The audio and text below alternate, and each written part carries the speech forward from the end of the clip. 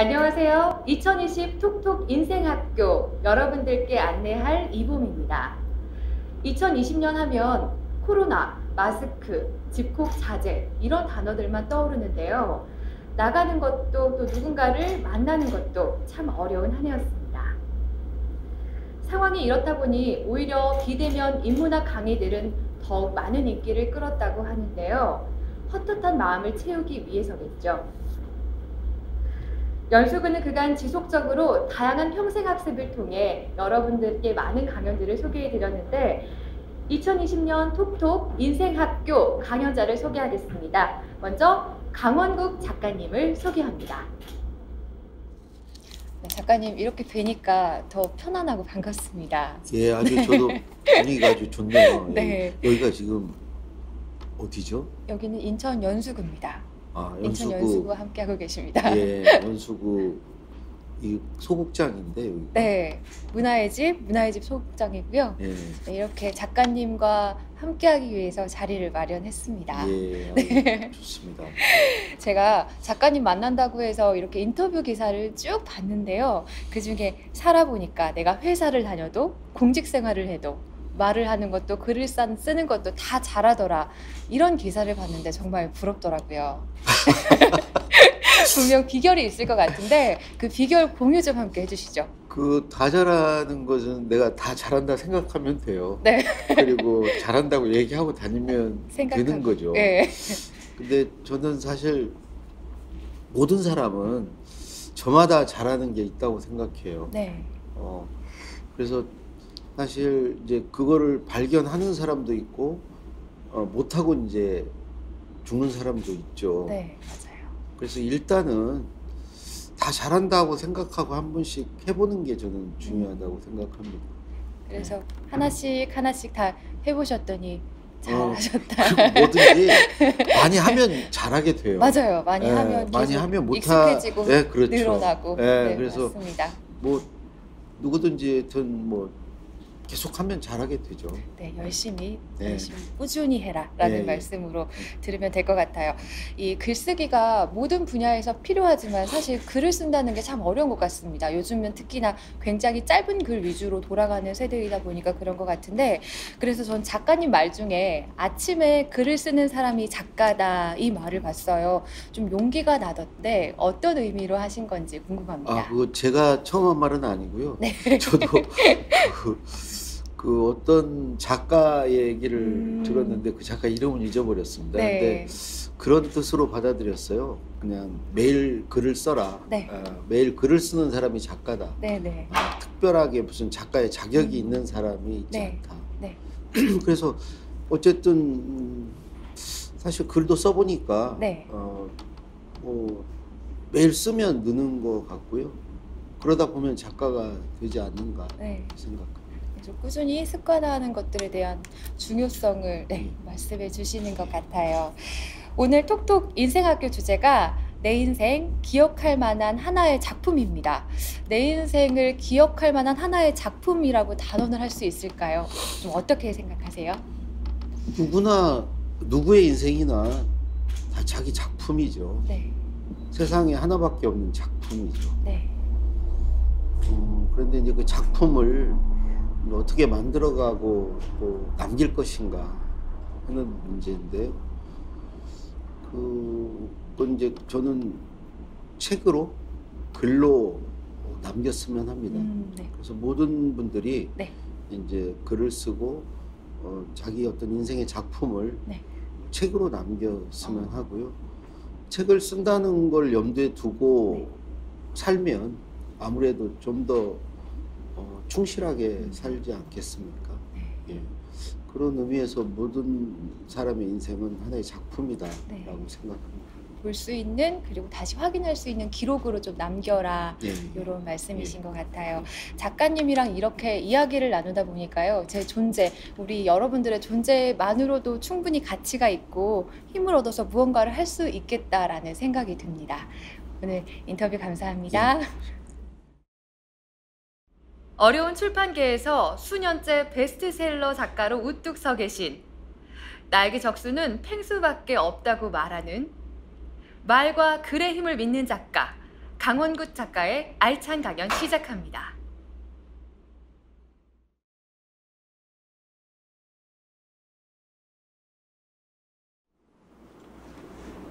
안녕하세요. 강원국입니다. 내 인생 기억할 만한 하나의 작품. 이번 강의의 슬로건인데요. 아주 적절한 주제인 것 같습니다. 저는 직장 생활을 한 25년 했습니다. 지금과 같이 살기 시작한 것은 한 7년 됐고요. 25년 동안은 제 작품, 제 이름을 건 작품을 만들지 않았고요. 어딘가에 속해서 거기에서 요구하는 제품을 만들면서 살았습니다. 대신 월급을 받았죠. 그런 생활을 청와대에서 8년, 기업에서 17년 했습니다. 그리고 이제 지금은 제 이름을 걸고 제 작품을 써가고 있습니다.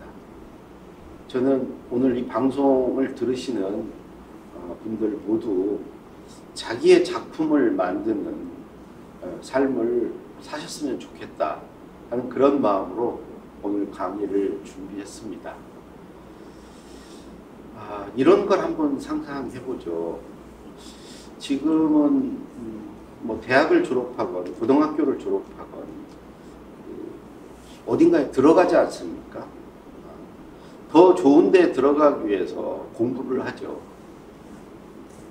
예를 들어서 가장 우리 젊은이들이 선호하는 데가 이제 대기업에 들어가는 거죠.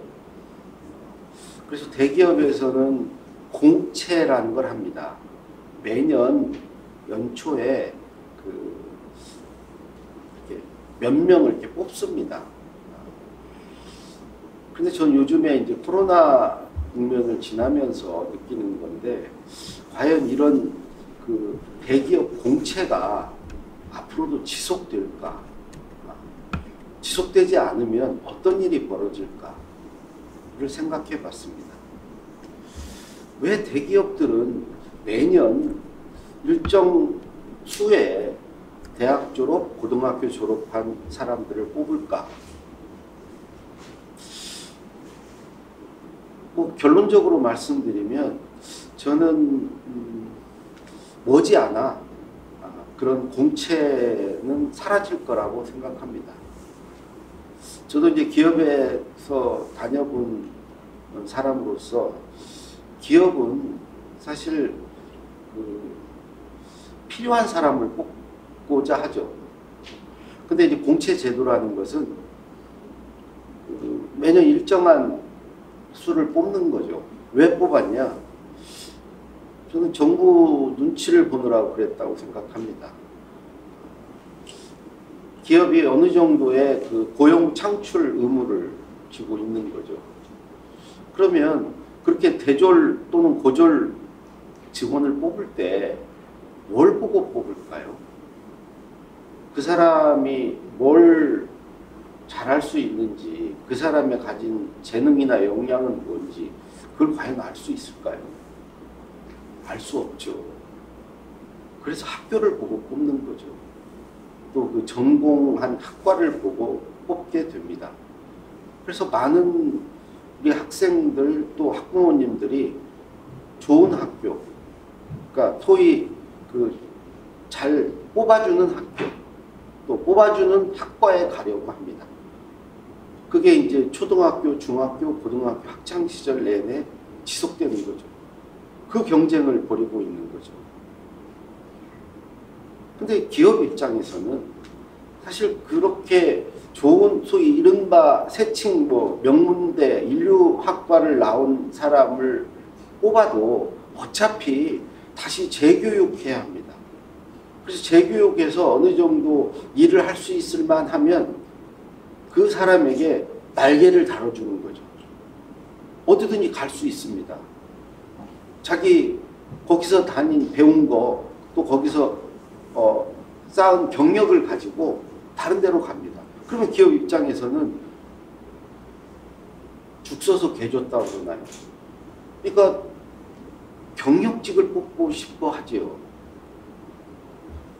굳이 그 아무것도 그 사람이 어떤 걸 알 수 없는 단지 그냥 학교와 학과만 가지고 뽑기보다는 그 사람이 할 수 있는 역량을 확인하고 바로 뽑아서 현업에 배치할 수 있는 사람을 뽑고자 합니다. 또 하나 우리가 이제 이 경력직을 뽑지 않고 대졸을 뽑을 때 학교를 보는 이유가 있습니다. 나중에 우리 정부 기관의 뭐 금감원이나 공정거래위나 이런 데 선을 대기 위해서죠. 인맥을 활용하기 위해서입니다.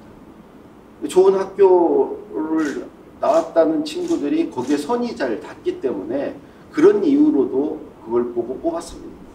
그런데 과연 지금 그렇게 통하는 시대가 아니죠. 사회는 투명해졌습니다. 그러니까 굳이 학교를 보고 뽑을 이유가 없어진 거죠. 그러면 앞으로 머지않아서 기업이나 사람을 뽑는 데는 사람의 역량, 그 사람이 뭘 할 수 있느냐, 그 사람이 어떤 콘텐츠를 가지고 있느냐, 이걸 보게 될 겁니다. 그걸 보게 되면은 우리가 초중고를 다니면서 그 소위 어느 학교를 나왔다, 어느 학과를 나왔다는 것, 그 포장, 그걸 좋게 하기 위해서 들이는 노력을 하지 않게 되겠죠. 이건 다시 말해서 어떤 사람을 평가할 때 너 어디를 나왔느냐를 보지 않고 너 무엇을 할 수 있느냐를 보게 된다는 거죠. 사실 지금은 그 자기를 증명하는, 자기의 정체성을 보여주는 게 내가 어디를 다닙니다입니다. 내가 어느 학교를 다닙니다. 내가 어느 회사를 다닙니다.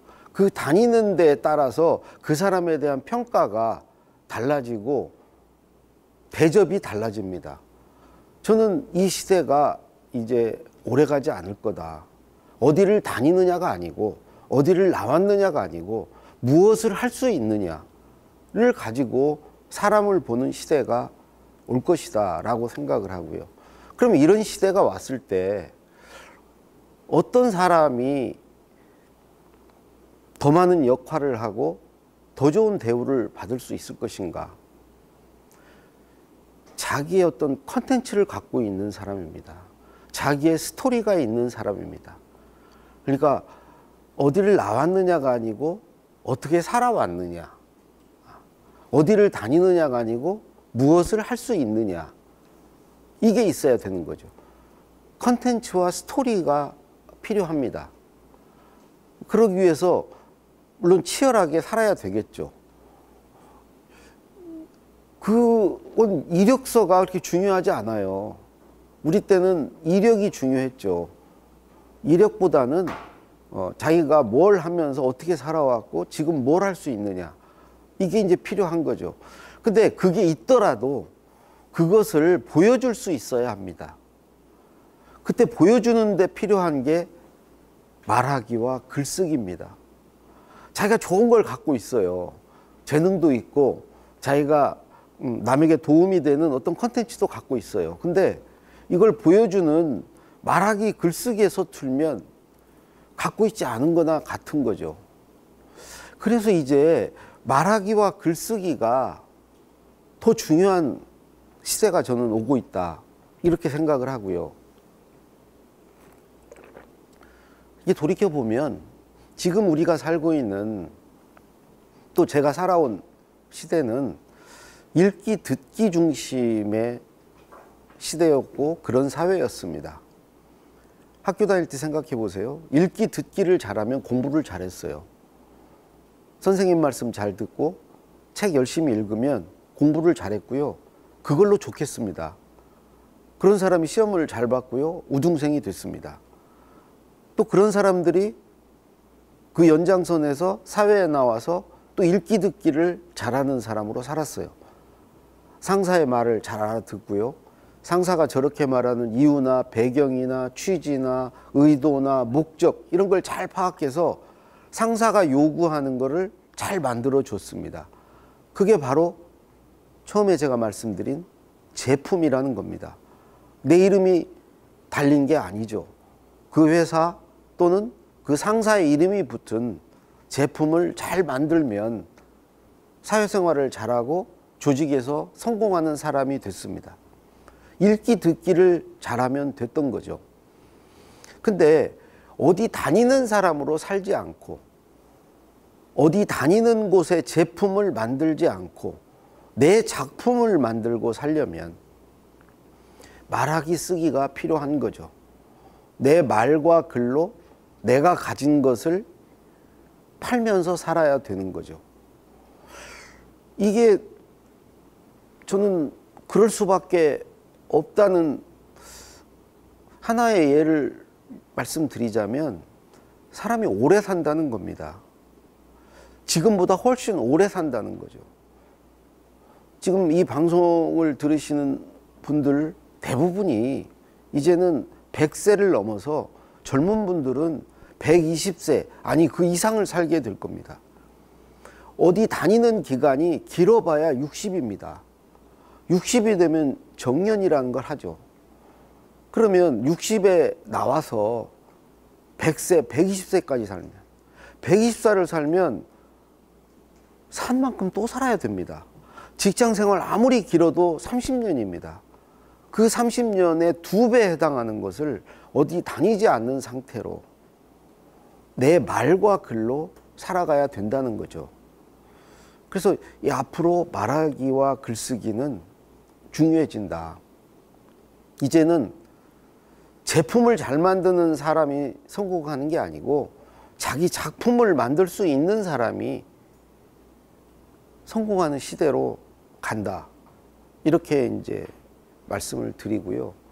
그렇다면 과연 그 말하기 글쓰기를 어떻게 해야 잘할 수 있는가?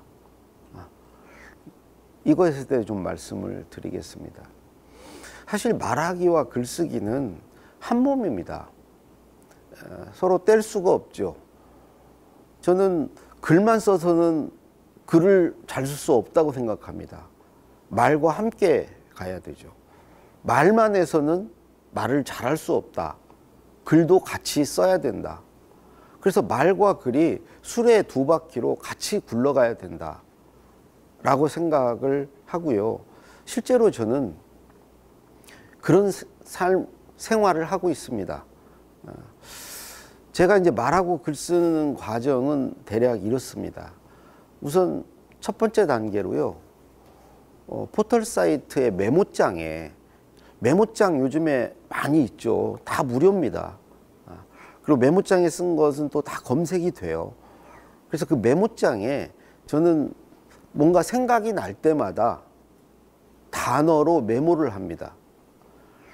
되게 어떤 경우냐면 뭐 책을 읽거나 신문 어떤 칼럼을 읽거나 뭘 읽다가 제가 모르던 걸 알았다. 아, 이런 게 있어? 그때 메모를 합니다. 또 누구를 만나서 대화를 나누다가 아, 그런 게 있어? 그럼 정보를 들었을 때 이때도 메모를 합니다. 혼자 길을 걷다가 또는 운전을 하고 가다가 무슨 좋은 생각이 떠오릅니다. 어떤 깨달음이 오기도 하죠. 그럴 때도 메모를 합니다. 옛날 어릴 적 기억이 떠올라도 저는 메모를 합니다. 그러니까 제 머릿속에 만들어진 어떤 지식, 정보, 경험, 어떤 깨달음, 이 모든 거를 또는 심지어 제가 느끼는 감정도 메모를 하죠. 그래서 1단계로 이런 것을 다 메모를 합니다. 그리고 2번째 단계로 메모한 것은 글을 쓴 거죠. 메모도 글이죠. 그걸 가지고 말해 봅니다. 사람을 만나서 뭐 커피를 마시건 밥을 먹건 말할 기회는 수시로 있죠. 저는 말할 기회가 없으면 저희 아내에게라도 말을 해봅니다. 제가 메모한 것을 써먹습니다. 써먹으려고 메모한 거니까요. 근데 이 2번째 단계로 이렇게 말을 하다 보면 참 얻고 느끼는 게 정말 많아요. 우선 메모를 더 하고 싶어져요. 메모하는 만큼 할 말도 많고 내 말의 수준도 높아지거든요. 또 말은 하면 할수록 더 말이 발전합니다. 말을 하면서 새로운 생각이 나기도 하고요. 또 내 생각이 정리되기도 하고요. 말을 같은 말도 이 사람 저 사람에게 하다 보면 반응이 좋았던 말들로 이렇게 추려지면서 내 말이 점점 나아집니다. 내 말이 나아지는 즐거움이 있어요. 그 즐거움을 더 느껴보기 위해서 저는 메모거리를 더 해야 되겠다고 마음을 먹습니다. 이게 메모를 더하기 위해서는 가장 메모거리가 잘 생각나는 때가 독서할 때 또는 이렇게 강의를 들을 때입니다. 학습할 때죠. 공부할 때죠. 그래서 공부가 재밌어집니다. 공부하는 삶을 살게 돼요. 이 공부를 하다 보면 메모거리가 많이 만들어지고요. 공부한 걸 가지고 누구한테가 말할 때 제가 성장하는 느낌을 받습니다. 그리고 세 번째 단계로 그 말한 걸 가지고 짤막한 글을 씁니다. 글을 쓰는 데는 어디에 쓰냐? 블로그에도 쓰고요. 소위 SNS라고 하잖아요. 우리 여러분들 많이 하시잖아요.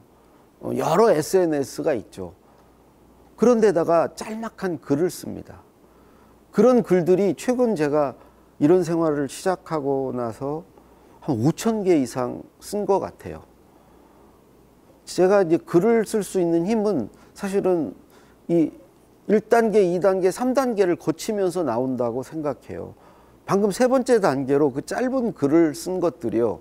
그건 일종의 제가 나중에 긴 글을 쓸 때 하나의 단락, 하나의 문단들입니다.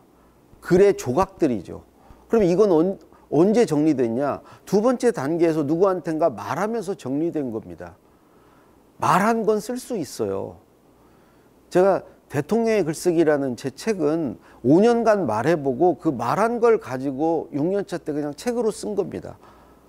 제가 또 마지막 직장이 출판사였는데요. 출판사에서 누구에게 책을 써달라고 그러면 시간도 없고 안 써주십니다.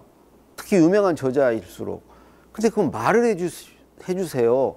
세 가지 중에 하나 고르세요. 첫 번째는요, 그냥 구술을 해주세요. 글은 제가 쓸게요. 말해주시면 제가 글로 정리할게요. 두 번째는 인터뷰를 해주세요. 제가 묻는 거에 대답만 해주세요. 그거 하실 수 있잖아요. 세 번째는 강의를 해주실 수 있나요? 2시간짜리 강의 한 4번, 5번만 해주세요. 주제도 정해드리고요. 사람도 다 모아드릴게요. 그래서 2시간짜리 강의 4번, 5번을 하면 8시간, 10시간 분량의 말이 확보되죠. 그러면 충분히 책 한 권의 분량의 글이 나옵니다. 말이 글이 되죠. 그래서 저는 그 처음에 메모장에 메모를 하는 게 제 말과 글에 씨앗을 심는 파종을 하는 일이라고 생각합니다. 그것이 누군가에게 말을 하면서 싹을 틔운다고 생각하고요. 그 결과로 짧은 글을 쓸 수 있게 되죠. 세 번째 단계로. 그 상태에서 저는 네 번째로 길게 말해 봅니다. 저는 이런 강의라는 걸 하죠. 뭐 저같이 강의하는 강사만 긴 말을 할 수 있는 건 아니라고 생각합니다. 회사에 다니시는 분은 어디 앞에서 발표를 할 수도 있고요. 길게 말할 수 있는 기회나 그래야 되는 상황들은 참 많이 있죠. 그래서 네 번째로 저는 길게 말해 봅니다. 제 책 강원국의 글쓰기란 책은 그 블로그에 한 1700개를 쓴 걸 가지고, 짧은 글을 쓴 걸 가지고 쓴 책입니다. 그 짧은 글들이 결국은 이제 책이 됐어요. 그래서 네 번째 단계로 말해 본다는 거죠. 그리고 다섯 번째로 그때 마침내 글을 씁니다. 내가 길게 말한 후에야 그런 말을 할 수 있을 때 저는 글이 써집니다. 반대로 저는 어디에 기고를 하거나 이게 글을 써야 된다. 뭐 200자 원고지 20매, 30매 분량의 긴 글을 써야 된다. 그러면 저는 쓰기 전에 먼저 말해 봅니다. 제 아내에게 충분히 말을 해보고요. 말을 해보고 쓰면 글이 훨씬 잘 써지고요. 그렇게 쓴 글은 읽는 사람도 훨씬 쉽게 읽히는 글이 됩니다. 이 글을 읽을 때 눈으로 문자를 읽는 것 같지만 사실은 자기 소리를 저는 귀로 듣는다고 생각합니다. 자기가 말해보고 쓴 글은 읽는 사람에게 귀에서 얘기해 주는 것 같은 효과를 낼 수 있다. 그래서 충분히 말해보고 쓴 글이 잘 읽히는 글이 된다고 생각을 하고요. 그래서 1단계로 단어로 메모를 하고요. 그걸 2단계로 누군가에게 말해보고요. 그리고 3단계로 그걸 가지고 짤막한 글을 쓰고요. 그리고 4번째로 그 짤막한 글을 가지고 긴 말을 해보고요. 그리고 마침내 5번째로 긴 글을 씁니다. 이렇게 말과 글이 씨줄과 날줄처럼 이게 엮이고 상호 교차하면서 서로가 서로를 돕는 관계, 상호 보완의 관계로 말과 글이 만들어진다고 저는 생각을 해요. 여러분들 그 말하기, 글쓰기가 어려운 가장 첫 번째 이유는요. 할 말이 없어서, 쓸 말이 없어서입니다. 근데 저같이 이렇게 메모를 하고 그걸 말해보고 이렇게 하다 보면은 남아있는 그 메모가 글쓰기의 재료가 되고요. 또 말하기의 재료가 됩니다. 그리고 이거는 말로 해봤기 때문에 이미 한번 연습을 한 것입니다. 저는 말하기 글쓰기를 잘하려면 준비하고 연습해야 된다고 생각하거든요. 준비라는 것은 내용을 준비하는 겁니다. 할 말, 쓸 말. 그건 메모로 남겨져 있잖아요. 아까 말씀드린 대로 어떤 메모장에 단어로 남아있기도 하고 짧은 글로 남아있기도 합니다. 블로그나 SNS에 그 조각들이 남아있는 거죠. 그게 말하고 글을 잘 쓸 수 있는 준비입니다. 근데 저는 준비만 돼 있다고 그래서 잘할 수 있냐? 그렇지 않다고 생각해요. 연습을 해야죠. 그러니까 자기가 아는 게 많은 사람도 그걸 표현해 보지 않은 사람, 그런 사람들은 전달하는데 굉장히 서툽니다. 연습을 해봐야 돼요. 실제로 전달을 하는 훈련을 해봐야 되는 거죠. 그래서 그거를 저는 평소에 말해보는 걸로, 짧은 글을 써보는 걸로 충분히 연습을 해봤거든요. 그러면 할 말이 준비되고 그걸 충분히 연습해둔 상태가 됐기 때문에 할 말, 쓸 말이 만들어진 상태가 되는 거죠. 저는 이 상태로 가는 게 글을 잘 쓰고 말을 잘하는 데 있어서 어찌 보면 필요 조건이다 라고 생각을 합니다. 그러면 충분 조건이 하나 있죠. 그런 걸 가지고 충분히 써보고 말해봐야 합니다. 이게 이제 충분 조건인데요. 근데 이제 이거 자체를 사람들이 두려워하고 또는 하기 싫어하고 그러죠.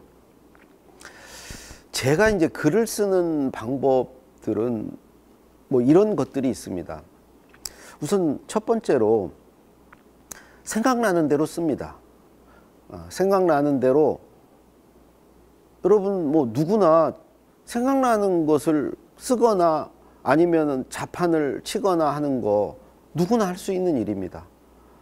생각나는 대로 쳐요. 그리고 두 번째로 그것과 관련된 내용을 찾아서 붙입니다. 내가 써둔 분량이 얼마 안 되기 때문에, 내 머리에서 그냥 생각나는 대로 뭘 쓰는데 그 분량이 얼마 안 되기 때문에 그것과 관련된 것을 인터넷이나 이런 데서 검색해서 또는 책에서 찾아서 거기다 붙이죠. 그래서 그 분량을 최대한 늘립니다. 내가 예를 들어서 A4 용지 1장 정도 글을 써야 된다. 그러면 최소한 3장 정도를 만듭니다. 그 3장을 만들어서 출력을 해요. 프린트를 하죠. 그리고 그걸 눈으로 보면서 1장으로 줄입니다. 양이 확보가 되면 질을 만들어낼 수 있어요. 곰탕을 졸이면 진국이 나오듯이 그 3장을 요약하고 정리하고 압축하는 거죠. 1장으로 줄이는 겁니다. 우리가 불리기는 어렵지만 줄이기는 불리기보다 쉽습니다. 불리는 것은 글을 쓰는 일이에요. 보태는 걸로 글을 쓰는 일이에요. 이거 쉽지 않은 일이에요. 없는 걸 만드는 일이니까. 근데 있는 것을 줄이는 일은 여러분 누구나 하실 수 있습니다. 첫 번째 방법은 양을 확보하고 그걸 줄이는 방식으로 쓰는 것입니다. 두 번째 방법은요, 마감으로 쓰는 것입니다. 글은 마감이 있죠. 언제까지 써야 된다는. 마감이 없는 글이 있을 수 있습니다. 그건 스스로 마감을 정하면 됩니다. 마감을 정해 놓으시고요. 마감을 정해 놓고 쓰는 방법은 또 두 가지로 나뉩니다. 첫 번째 방법은요, 마감 날 하루 전까지 안 쓰고 버티는 겁니다. 안 쓰고 버티는 건 무슨 의미냐? 계속 내 안에 어떤 위기의식, 글을 써야 된다는 부담감을 높여가는 것입니다. 그걸 쌓아가는 것이죠. 그러니까 하루 전날까지 최고조로 끌어올리는 것입니다. 이렇게 하기 위해서는 사실 두 가지가 필요한데요. 하나는 일단 착수는 빨리 해야 됩니다.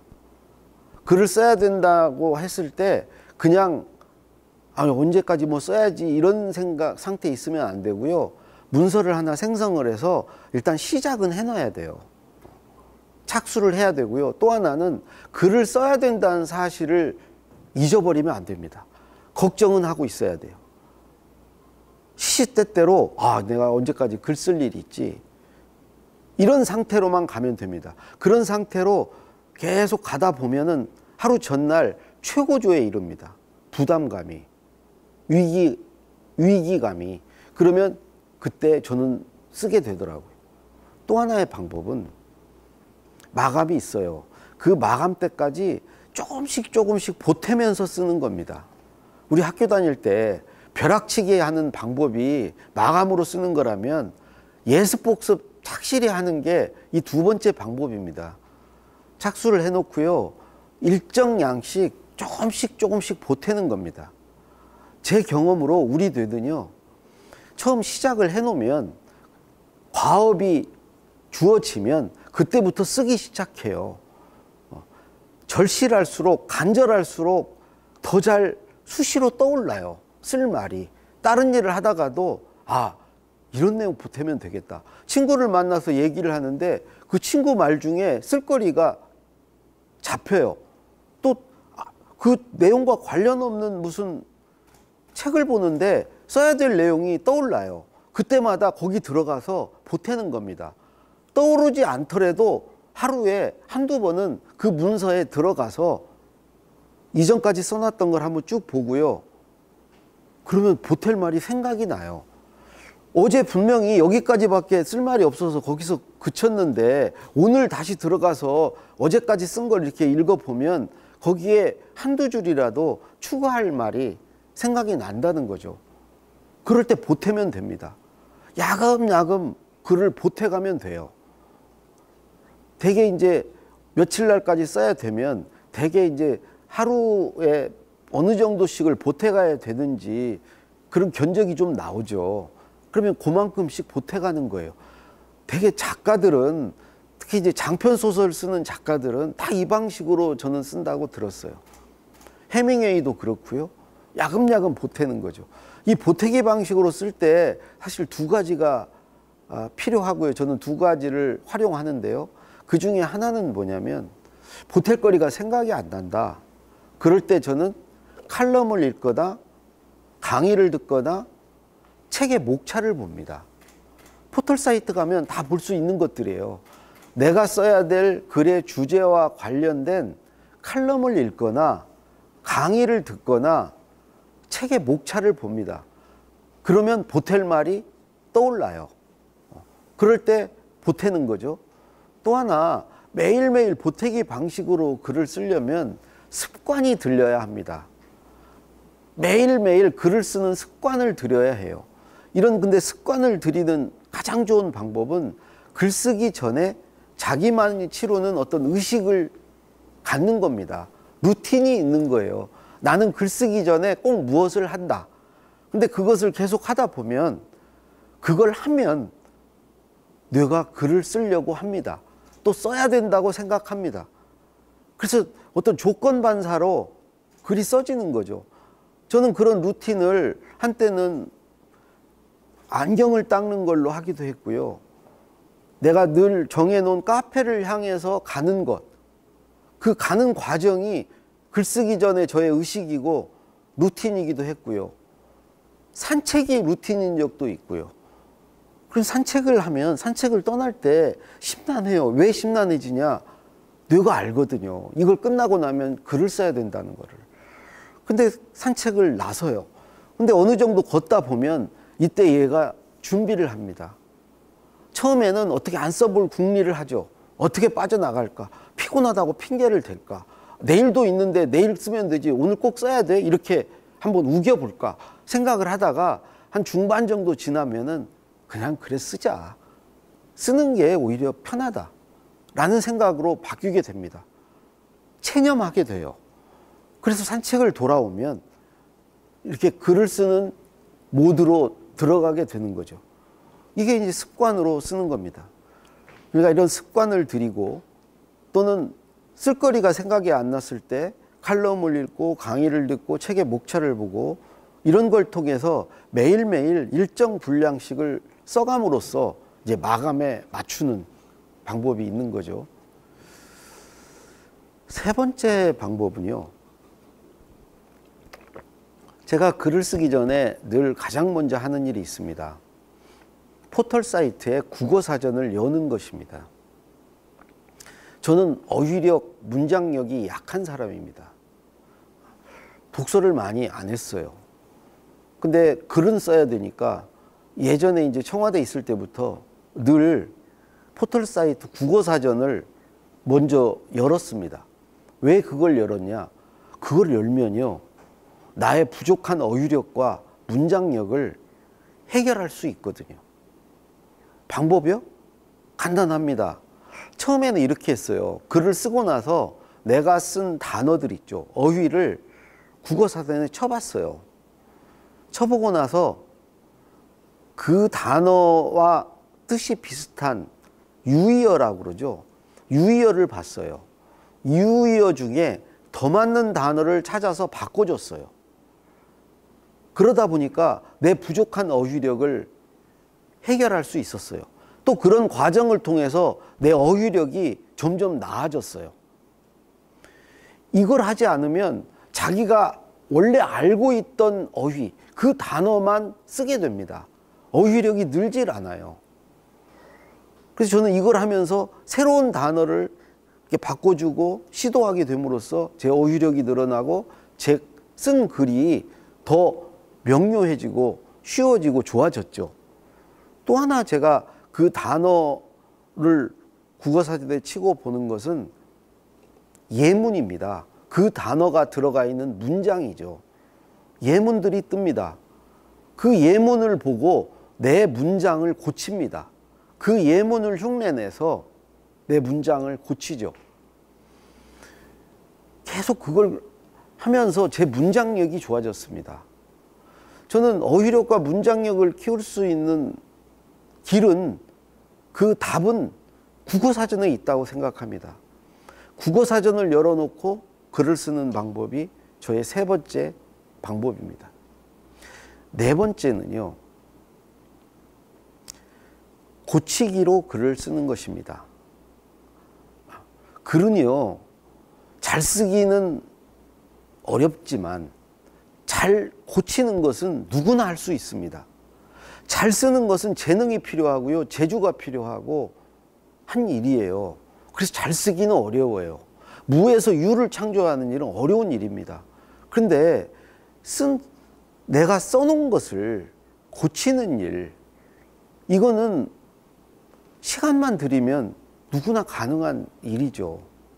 특별한 재능이 필요 없는 일입니다. 시간과 기술로 해결할 수 있는 문제예요. 그럼 어떻게 하느냐? 두 가지를 갖고 있으면 됩니다. 글을 잘 고치려면 이 두 가지를 갖고 있어야 합니다. 하나는 무엇을 고칠 거냐입니다. 내 글을 고칠 때 무엇을 주목해서 체크해 볼 것인가 하는 문제입니다. 이게 없으면 고칠 수가 없어요. 내가 지금 써놓은 글을 읽어보면 다 좋아요. 그러니까 그렇게 썼겠죠. 고칠 게 눈에 띄지 않아요. 그래서 이 게으른 뇌, 그냥 넘어가고 싶어 하는 뇌에다가 숙제를 줘야 돼요. 뭐를 봐라. 이걸 챙겨봐라. 체크해봐라. 그런 항목들을 줘야 된다고요. 내가 써놓은 내용 중에 사실에서 벗어난 사실의 오류가 있는지 한번 챙겨봐라. 내가 써놓은 내용 중에 빼도 좋은 불필요한 내용, 군더더기가 있는지 챙겨봐라. 이렇게 조목조목 체크해야 될 항목들을 줘야 됩니다. 그래서 그 항목들을 만들어 놔야 돼요. 내 머릿속에 만들 뿐만 아니라 그거를 아예 써서 하나 써서 만들어 놔야죠. 그게 첫 번째로 글을 잘 고치기 위해서 필요한 것이고요. 다른 하나는 나의 정오표입니다. 나는 이렇게 쓰지 않는다. 이렇게 쓴다. 이렇게 쓰면 오답이다. 내게는 이게 정답이다. 이걸 한번 만드시라는 거죠. 과연 나는 그러나 그리하여 그러므로 그런데 하지만 이런 접속부사를 쓸 건가 말 건가, 이런 걸 많이 쓴 글이 좋은 글이라고 생각하는가 좋지 않은 글이라고 생각하는가, 내 기준을 만들라는 거죠. 이런 기준을 만드는 일은 되게 재밌는 일이에요. 이 포털 사이트에 가셔서요, 뭐 글쓰기나 뭐 이런 걸 치면요, 어떻게 쓰지 마세요. 그렇게 쓰면 안 돼요. 이렇게 쓰세요. 이게 정답이에요. 그런 것들이 굉장히 많습니다. 그 중에 골라보세요. 그 고르는 과정도 재밌고요. 그 과정에서 내 글쓰기 실력이 좋아집니다. 내 기준이 만들어지는 거거든요. 그 기준이 만들어지면 고칠 때뿐이 아니고 아예 쓸 때 그 기준에 맞춰서 쓰게 됩니다. 그 기준이 나의 문체가 돼요. 그 기준을 아주 촘촘하게 세세하게 많이 가지고 있는 사람이 글을 잘 쓰는 거죠. 내 글의 기준이 엄격한 거죠. 내 글을 보는 눈의 수준이 높은 거죠. 그래서 이걸 만들어 놓으면, 이 두 가지를 갖고 있으면 그런 기준과 그런 안목, 그런 점검하는 항목을 가지고 내 글을 고칠 수 있습니다. 고치는 건 재밌는 일이에요. 내 글이 점점점 나아지는 것이고요. 틀린 걸 발견하는 즐거움이 있는 일입니다. 그래서 쓰는 게 정 어려우신 분은 고치기로 글을 쓰셔라.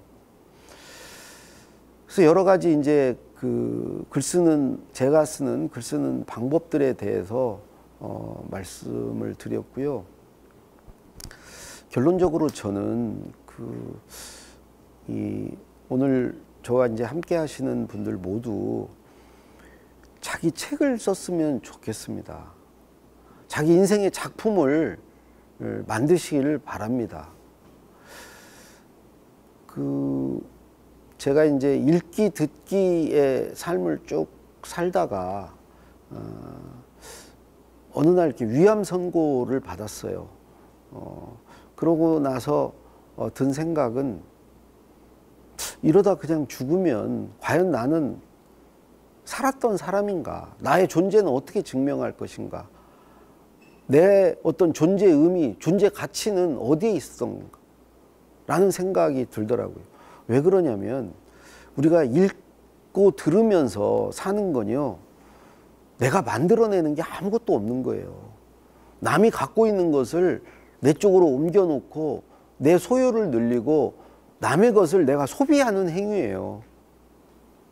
내가 어찌 보면 굉장히 이기적인 행위입니다. 내 소유를 늘림으로써 그걸 통해서 학교 다닐 때는 시험을 잘 봐서 인정을 받고, 직장에서는 상사의 말귀를 잘 알아듣고 뭔가를 그걸 잘 받아들여서 읽기 듣기를 잘해서 내가 승진도 하고 잘 해보겠다는 것이거든요.